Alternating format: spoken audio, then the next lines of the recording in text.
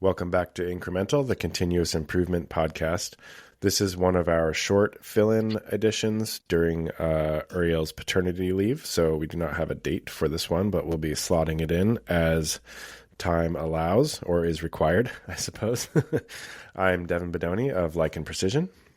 And I'm Uriel Eisen of Austere Manufacturing and Arda.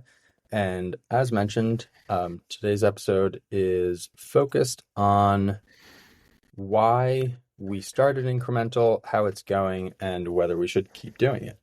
I think just in my head, zero-based accounting results in way lower spend, which is that instead of starting from the budget of last year, you start from zero and rebuild the budget every year. And I think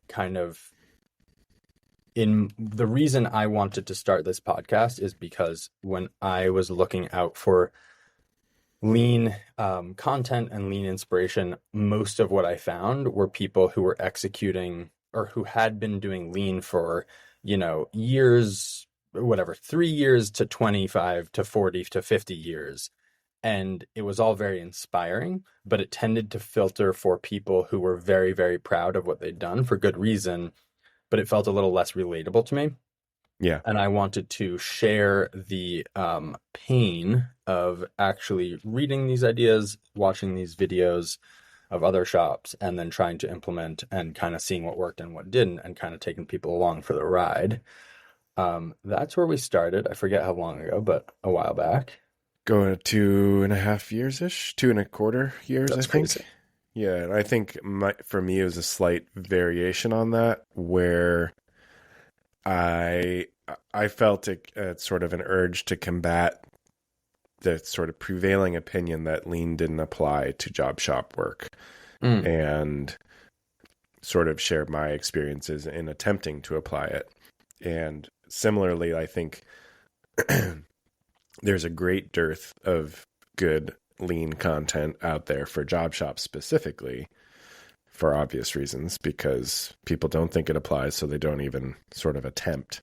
I mean, that's obviously a huge generalization. Plenty of people do, but it is lower than lean product, lean factory tours where people are developing their own product, and maybe it's customized, but they're doing it sort of on their own terms. The number of lean factory tours that specifically are job shops, you could probably count on one hand, kind of a thing. In terms I'm of thinking like of two at the moment. Yeah, what's available on YouTube.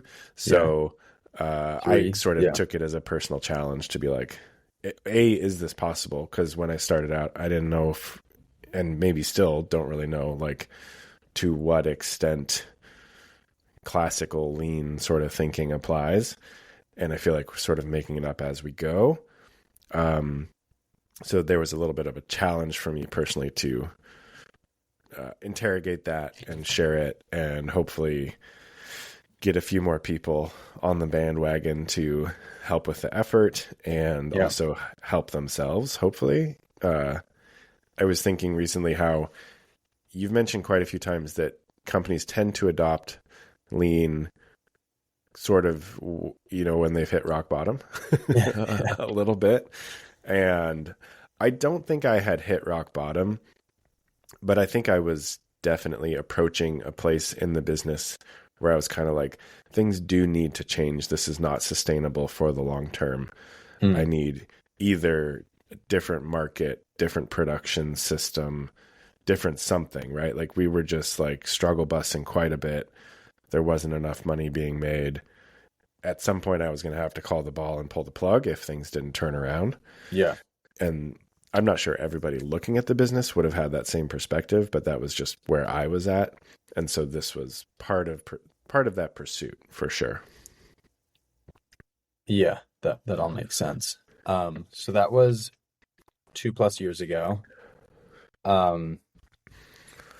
And I think it's been very well received.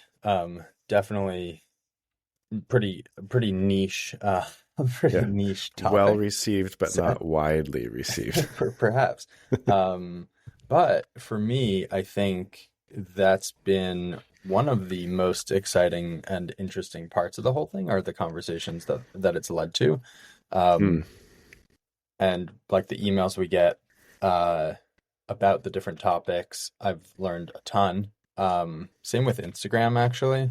Yeah. Just the more stuff I throw out there of like, hey, here's the thing we're working on. There's tons of people who are just like weird, negative, nasty comments but um, hidden in there, there's also incredibly helpful ones. Like, I forget who recommended I read SMED when we were first, by Shigeo Shingo, when we were first posting about lean. And that's been a Oh, interesting. very fun can of worms. And yeah, so that's been great. And I think, yeah, how's it been for you? I think it's been good. I mean, obviously we have challenges with struggling or with schedule. I do have challenges with struggling, but with scheduling and, sometimes it's like, oh God, I've got to leave work in the middle of a Yeah. crisis and go record.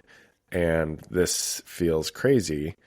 Simultaneously, I think from a very like personal or like not personal, but selfish standpoint, every week after recording, I come home or come back to the shop and make a bunch of notes on the board of things that we need to discuss. Mhm. And so it has been very, very stimulating for the ongoing development of the business in a way that I'm not sure I would have stayed in gear otherwise. It would have been more challenging to stay to do that. And Yeah. also having an audience.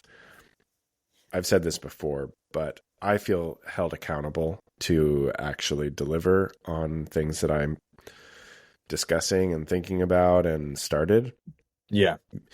even though I know nobody's actually like, going to email me and be like, why didn't you finish that thing? It's just like a little bit of a point of pride. Like, okay, I was talking about this concept a year ago. Probably should do something about that. Not because it's easy to talk about things till the cows come home, right? It's easy to talk. Yes. Yeah, that's a good one. I think I don't think about it a lot, but now that you're saying that, I think where it holds me accountable is in reading and watching shop tours and stuff. Mm, Like, I want to have new ideas to share and not just, and to try. And I think it would be easier when I get very busy, which granted over the last, I think month or two, my reading has gone down, but I've just picked it up again, so that is good. uh-huh. A reading of books that are not available on Audible, which, Sure. side note, I would love to get all the Shigeo Shingo books on Audible. I Mm. don't know how to do that. If anyone knows. Um, Yeah, I personally have a hard time listening to technical stuff while working. My brain doesn't. I can listen to a lot of stuff while yeah. working, and I listen to a lot of podcasts, and I can listen to like novels, but that level of technical detail can't track while doing good work. Yeah, but like while biking or Mm. commuting, there's a lot of time when, yes, I agree. If I'm like CADing something with lots of tricky dimensions or whatever, then Uh-huh. I'm not listening to something even with words necessarily. Yeah. Uh, but yeah. Well, okay, so what has changed? What has changed for me? I think the biggest one is starting Arda. So I think one challenge, just candidly, um, when just running austere as it related to the podcast,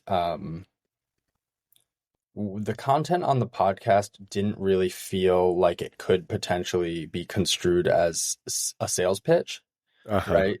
Like our audience is listening for lean, and sure, Not maybe some of not them for get buckles. curious and Yeah. go buy a buckle, but like it's not like now, it's not like, best tie downs podcast where Right. we talk about how trash everyone else's buckles are and you should buy ours. Um, I think with Arda, it does feel I don't I hope I'm walking the line okay, but it feels difficult to not like just shill for Arda, which obviously I believe in to a very significant degree, which is why I'm putting so much time into it. But trying to make sure that the content remains like genuine and interesting and not just like, I don't know, kind of promoting that. Um, and then the other challenging part is that it has taken me away from the kind of bread and butter of at least the early episodes, which was like, yeah, we color coded this fixture so that it was easier to put away. Like the improvements there felt much more tangible and manufacturing, like Yeah. tangible in a manufacturing sense. Um, Relatable to the audience that is dealing with hard physical goods on their day to day. Yeah, yeah. And like sometimes it just feels like where my head is at is a little bit theoretical in a funny way. Uh-huh. Um, like we were just talking about last episode about the gains that are worth pursuing if you're like optimizing a microchip, Yeah. and they're not really worth pursuing in a job shop. I think similarly, maybe I'm really thinking deeply about stuff that is kind of neither here nor there. If you're just running a shop, maybe it is worth thinking about if you're building software that, you know, tens or hundreds or thousands of shops run on. But Hmm. I don't know. Anyway. Yeah. Yeah, that's changed. I think it's good. It's been an interesting lens, I think. Hopefully we haven't lost people's interest, but I do think it's an interesting lens to think about scheduling and flow and job management as a whole, because that is super critical. Like, I think there's the tangible, whatever, 3D printed doodads, but all of the biggest improvements that we've made in my business have been related to scheduling and information availability and storage. Not Mm, all, but the really impactful ones, right?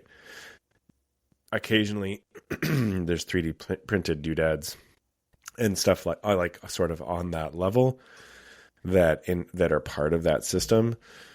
But I do think maybe especially in job shops, like thinking about the big flow scheduling system, job management, that's where the real gains are to be made. yeah, That's I a think that's that's, a that's a strong stance. I There's don't gains think to it be made is. everywhere, but Sure, yeah. but I think the most seemingly from the outside, it seems like the most underappreciated part is all of the non-standardized information that is critical to executing the work. Like in Hmm. production, it's like, yeah, make another one of these. So like if our documentation isn't great, we only really bump into that when we're onboarding a new team member, Yeah. not every single time we run any job. Right. Right. Yeah. Um, yeah. Yeah, I Yeah. think though, on just judging from Instagram, which as we know is the arbiter for what is useful, like a well-designed 3D printed doohickey that makes something that was onerous suddenly elegant and easy, gets a level of engagement that I've yet to find. Actually, that's not exactly true, but it is easier to get that than with describing how you're passing information from one node to the next. Uh-huh. Yeah. Yeah. Interesting. Anyway. Trying to think about what's changed for me, for us. I think the biggest change probably is that we have grown our organization significantly since we started this podcast. I think, yeah, I mean, it's easy to become twice the size when you're very, very small to start, but Yeah. twice the size in terms of number of people in the shop, significantly bigger space, more equipment, all of that kind of stuff. I think that has More changed. overhead. More overhead, yeah. Uh, and I think on a personal note, like having a 5-year-old now and a business, I don't want to say like a more demanding family life, but like a family life that I feel um, more interested in like engaging and like basically I don't want to be working when I'm at home is Hmm. the short way to say it. Hmm. I want to be with my family. My kid is super fun. And so I am doing less reading recently. And also like we have made there's a ton of work to do, but we have made some big strides, I think. And I wouldn't say that like it feels like the pressure's off, but some of the improvements we need to make as a business right now to take next steps are not necessarily like job flow related. Like those will help, but right now it's like we need to figure out how to do sales, right? Like that's which I've talked about in the past, but some of the big things we're struggling with, or we will be struggling with soon, I think are a little outside some of the normal content bounds of lean thinking. Not that sales isn't a part of that, but anyhow, I think that's sort of what's changed on my end.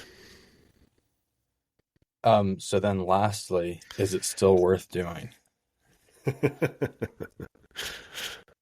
That's a question for everyone else. No.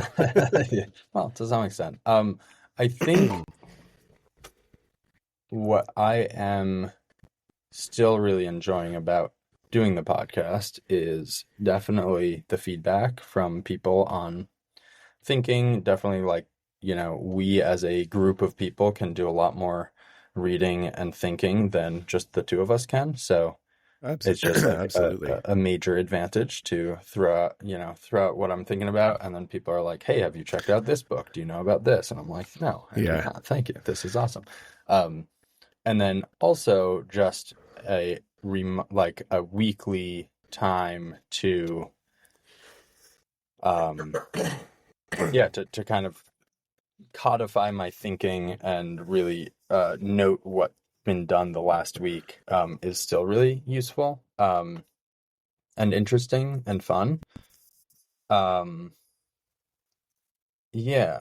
And then as it relates to Arda, I think how I balance those two, like austere and Arda on many fronts, is very topical at the moment. And then lastly, I am, as mentioned, having a kid here shortly, if everything goes according to plan. And so we'll see how that all fits in. But we've changed the format a little bit. And maybe we will continue to play with that to make it fit into the time we have. Yeah.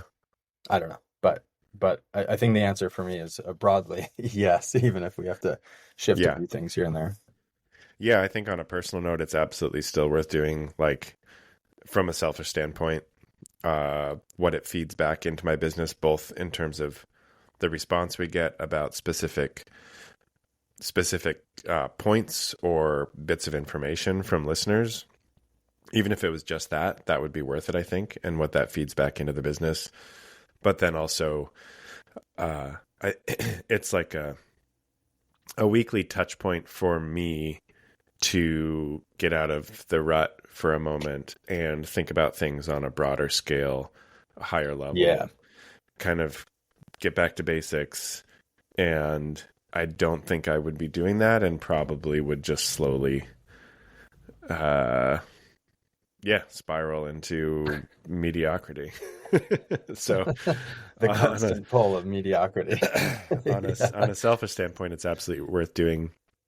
Yeah. I am very curious if the listenership still finds it engaging, and specifically like what aspects are not engaging, what the listenership would like to see done differently. And I do, as much as this is sort of a selfish pursuit, I do feel very beholden to create something interesting. I don't want to just write, like we can talk on the phone. We don't necessarily have to record this and go through the whole exercise.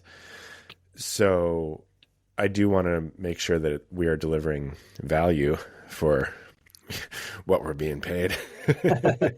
No, but it's I taking do want to people's deliver value. time. They turn on the episode, and it would be interesting to know what to cut, what to eliminate, what aspects are like the favorite bits. Yeah.